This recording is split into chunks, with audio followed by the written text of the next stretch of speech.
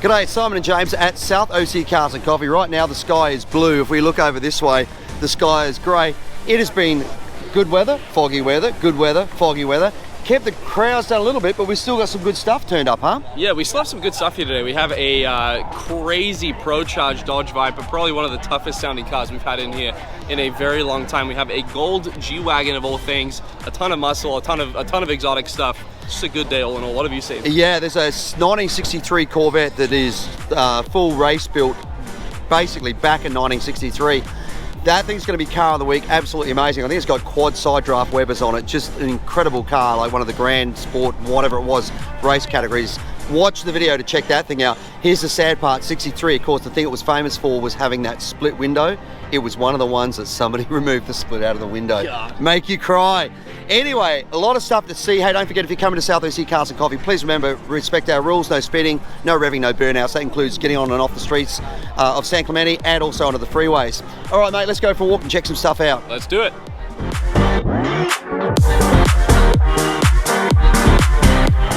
Two absolutely ridiculous cars here. Here is the first Urus Performante wide body that we have had here. You can see it has the full 1016 Industries carbon wide body package on here, and this thing is just absolutely nuts.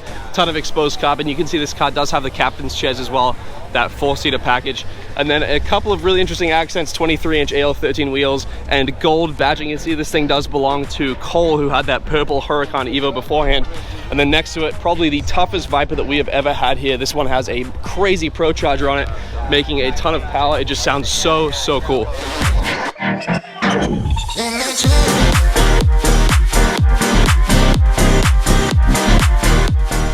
Here we have some very tastefully modified hypercars or supercars, kind of on the borderline. We have the Aventador SVJ Roadster. Very nice set of these. I think they're 301 HREs, crazy exhaust from Voodoo, and then next to it we do have this absolutely mental 765. I think it has downpipes in a tune. Can't really tell, but it sounds absolutely nuts. Which one of these would you guys take?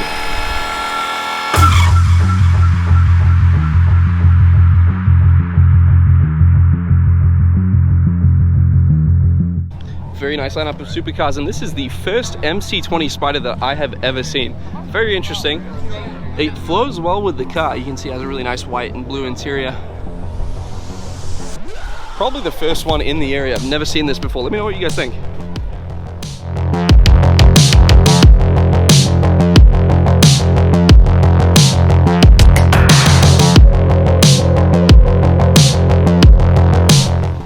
Le Citron, one of the slowest cars ever built, and yet actually have some of the coolest design features ever built as well. There's been so many TV shows that have been done about this car, and one of the most common things you'll see them do is things like carry a basket of eggs on their lap going across a ploughed field, because the suspension on these things is actually so good that you can take this on really, really rough road. Now, it doesn't have much power. I remember when these things first came out, looking at the 0 to 60 time, I don't remember what it was, but it was, if it got to 60, it was, 20 seconds or something. But there are a lot of really cool things that was designed to be, I guess, the French equivalent of what the Volkswagen Beetle was for Germany, a real people's car. So it could be used on really rough roads, or it could be used in off-road situations. Incredibly lightweight, incredibly practical, the way the seats are able to be lifted out, a whole lot of different things. Even that rollback roof, which is kind of cool. Real cult following, and just one of those iconic pieces of motoring history that will go down as one of those iconic cars from France.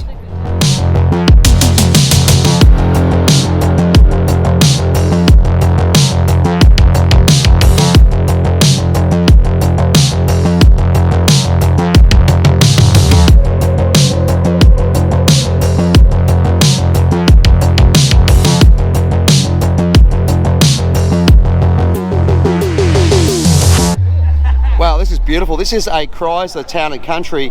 It is a Woody, but it's just, I mean, to see a two-door drop top like this as a Woody is not something you see every day. But just look at this beautiful craftsmanship on this thing. That wonderful interior. Look at that plaid sort of interior in there. What a wonderful looking car. And Oh, it's just beautiful. I don't know how much of this is all the wood really wood, or is some of it faux painted metal? Even the deck is all wood? Yeah. It looks like it is. It does. Or a laminate at least, but yeah, right. This is beautiful. I've already got another car of the week this week, but we might have to revisit this in the next week or so if you bring it back. Well, next week we got our Woody show. So the week after that, let's look at doing that. But what a great old car this is. I mean, can you imagine the feeling of cruising down the road in this back in the day? You would have felt like something really special. In fact, I bet you feel special driving around in this today, right? Yeah, very cool. Very, very nice.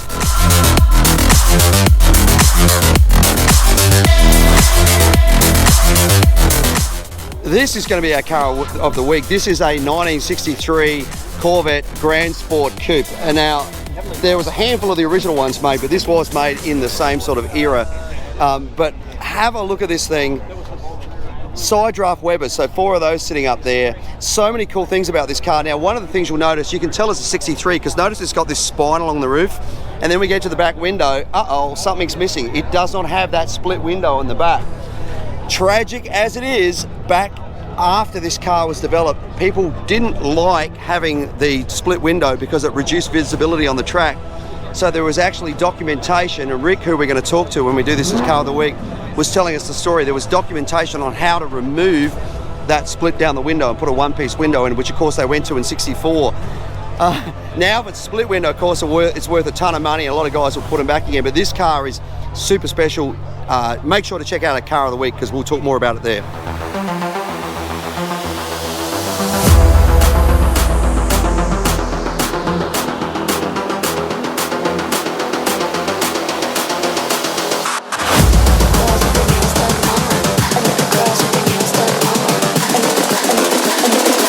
I think the girls with their nails done now.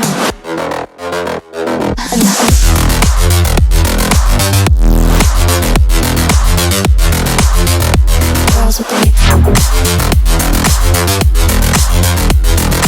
nails done. Have a look at this. So I'm with Jim. Jim has won Car of the Week with us several times. He's actually got another car he's going to bring back to us soon. And this one's really interesting. I've already picked a Car of the Week this week, but this thing is super interesting, so I just want to talk to Jim about it. So Jim, you said this was found behind a barn down in Vista. And you reckon it used to have race history, but you don't really know where it sort of came from, no? I'd love to find somebody that could tell me who owned it and where it raced. And it's Studebaker running gear, and it did have a column shifter mount on the gearbox, and you changed it to a floor shifter. But what we were just talking about, I said to Jim, is that the handle? Is that the brake on that handle on the side? He goes, yeah, that's the brake. I said, no foot brake? He goes, no. I said, you imagine that, you're going around the track and you're turning with one hand, you got no power steering, you got both hands on the wheel, you got to take one hand off to pull the handle, and Jim goes, when you're racing, what did you say? you don't use your brakes. You don't use your brakes, which is super, super cool. I think this is awesome. What I love about this is, growing up on our farm in Australia, my dad used to get old 1920s cars, and he would strip them down to use on the farm, and he'd pull the body off them, and he'd put a tray on the back so he could put bales of hay or whatever on there, and then he would get one gearbox and he'd mount it behind the second gearbox so that he actually had a low range back in those days. Yeah. But the funny thing is, he used to race some of his friends, because in those days you could drive on the road near the farm, and because it had no weight, this thing with these cut down cars was quicker than all of their friends in their fast cars. Yeah. So this is cool, Jim. This is really good. Thank you for bringing it out. You want to see a really funny thing about it? When Sure. I first got it and put it together, I looked at this and I said, this obviously goes down. Yep. So it'd be in line. So that's what I did. And the first time I went to drive it, I took off and I turned this way and the car went that way. So basically what Jim's saying is that was he put it the other way around, thought it had to go downwards, and he went to turn left and he went right or left or whatever. Mate, it's a ripper. I love it. So we know what the original grill cowling's of. It almost looks like an old tractor or something, doesn't it? Yeah, it was all custom built for racing. Yeah. And these headlights are World War II Jeep blackout lights. Oh my goodness. Yeah, look at that. You'll see the Venetian blind things in there. Yeah, see there's a Venetian blind that's in there that they used to have to do during World War II. Well mate, it's a ripper. Thank you so much for bringing it out. As always, you always find the best cars and the most interesting cars.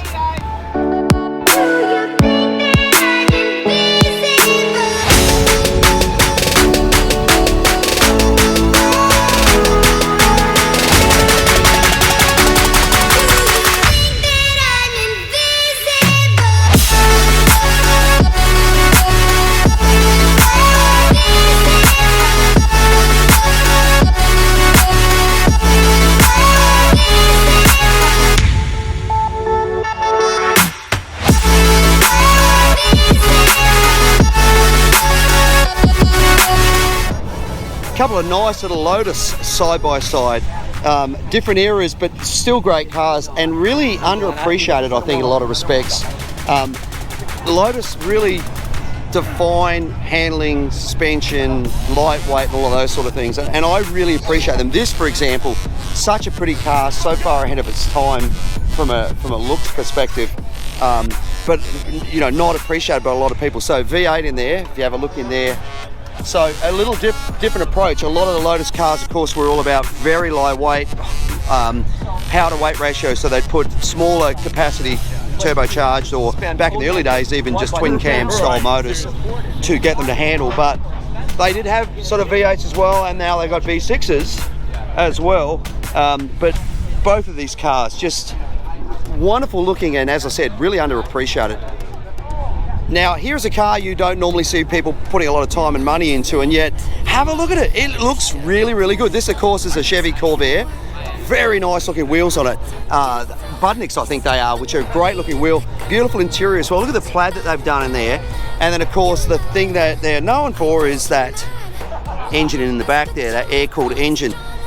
Some interesting things. Look at the way they've painted the flag on the back as well. This is actually a good looking car. It looks like a shrunk down version of a 61, 62 Impala, but pretty cool, huh?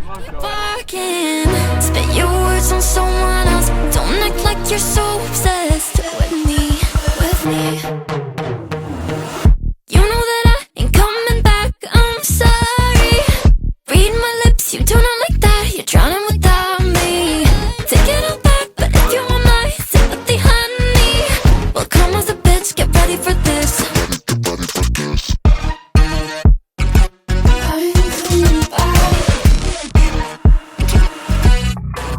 I tries my best, confess.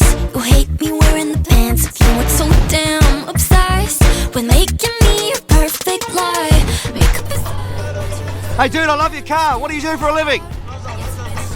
What's that? You leave Barker biscuits on the ground? Ugh. Spend the night, I'm talking.